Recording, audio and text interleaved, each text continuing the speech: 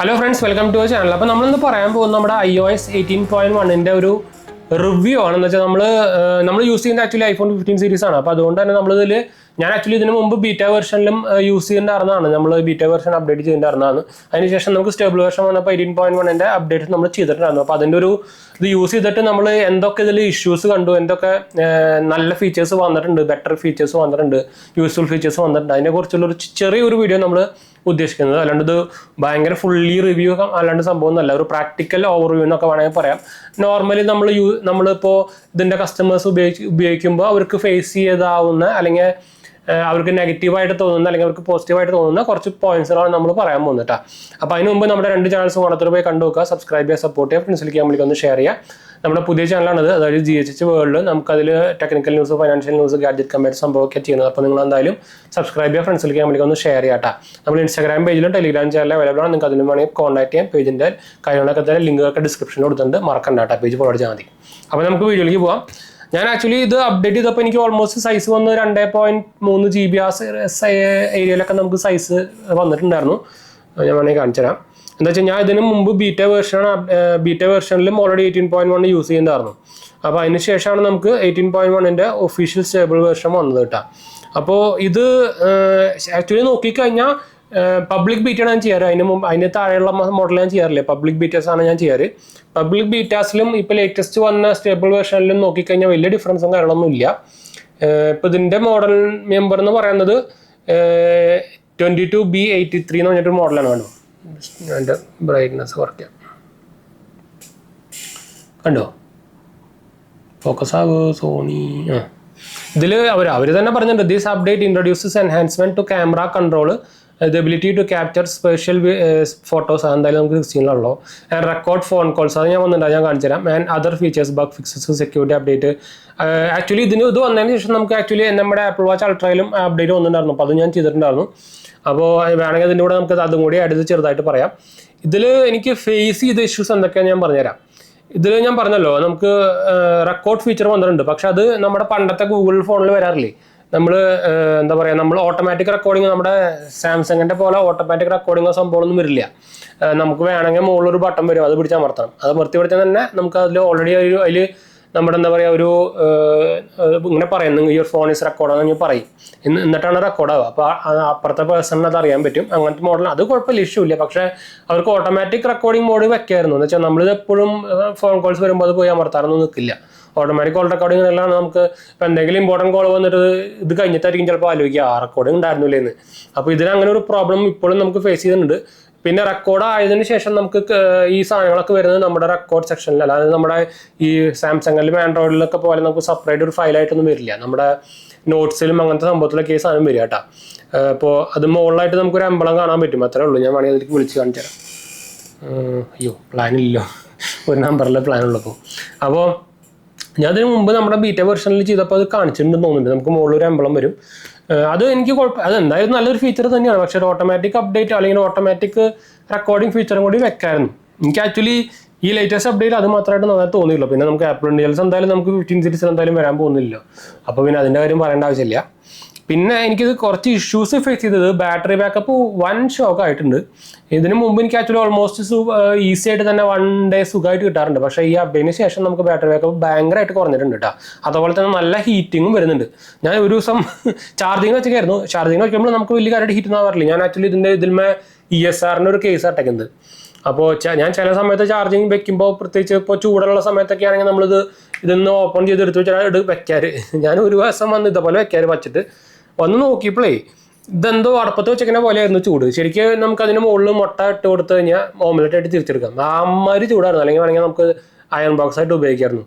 അപ്പോൾ അമ്മാതിരി ചൂടായിരുന്നു സാധനം. ഞാൻ വിചാരിച്ചു പൊട്ടിത്തെറിക്കുന്നു. ഞാൻ ആക്ച്വലി അപ്പോൾ ചാർജിങ്ങും നിർത്തി ഫോൺ ഓഫ് ചെയ്ത് വെച്ചു. എന്ന് വെച്ചാൽ അമ്മാതിരി ചൂട്. ഞാൻ ശരിക്കും പേടിച്ചു പൊട്ടിത്തെറിക്കാനുള്ള. പൊട്ടിത്തെറിച്ച് കഴിഞ്ഞാൽ നമ്മുടെ ഈ ഭാഗത്തുള്ള എല്ലാ സാധനവും കേടാവും.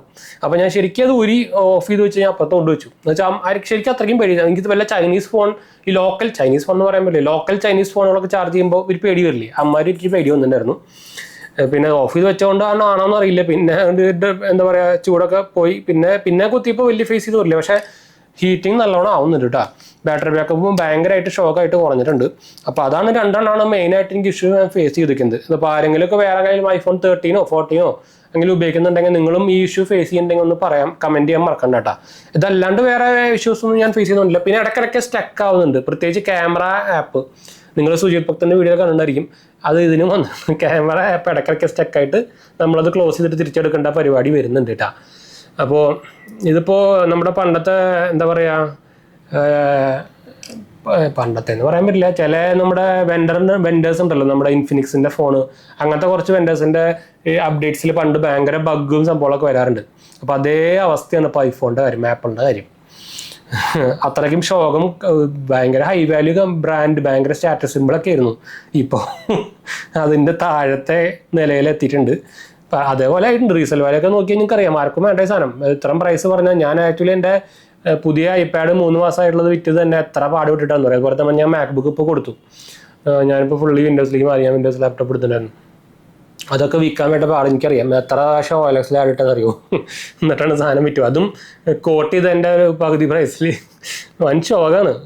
ഇനി ഞാൻ എന്താ വെച്ചാൽ, നമ്മൾ ആക്ച്വലി ഞാനൊക്കെ കുറേ പേര് പറയും നമ്മൾ കുറ്റാൻ പറഞ്ഞിട്ട് ഐഫോൺ ഉപയോഗിക്കുന്നത്. എന്ന് വെച്ചാൽ ഞാൻ ആക്ച്വലി വീഡിയോ പർപ്പസ് വേണ്ടിയിട്ടല്ല, ഐഫോൺ മാത്രമല്ല ബാക്കി എല്ലാ ബ്രാൻഡിൻ്റെ ഫോണുകളും ഉണ്ട്. ഇപ്പോൾ ഞാൻ കറൻറ്റ്ലി ഉപയോഗിക്കുന്ന 3 ഫോണുകളാണ്. ഷാമി 14, നമ്മുടെ സാംസങ്ങിൻ്റെ ഫോണ്, പിന്നെ 15. അപ്പോൾ ഞാൻ അത് എല്ലാ കൊല്ലം മാറ്റിക്കൊണ്ടിരിക്കാറുണ്ട്, പണ്ടുതൊട്ട് അങ്ങനെ തന്നെയാണ്. പിന്നെ നമുക്ക് വീഡിയോ എടുക്കണം, അപ്പോൾ അതുകൊണ്ട് തന്നെ നമുക്ക് ഒരു iOS-ൻ്റെ ഫോൺ ആവശ്യമാണ്. അതുകൊണ്ടാണ് നമ്മളിത് യൂസ് ചെയ്തുകൊണ്ടിരിക്കുന്നത്.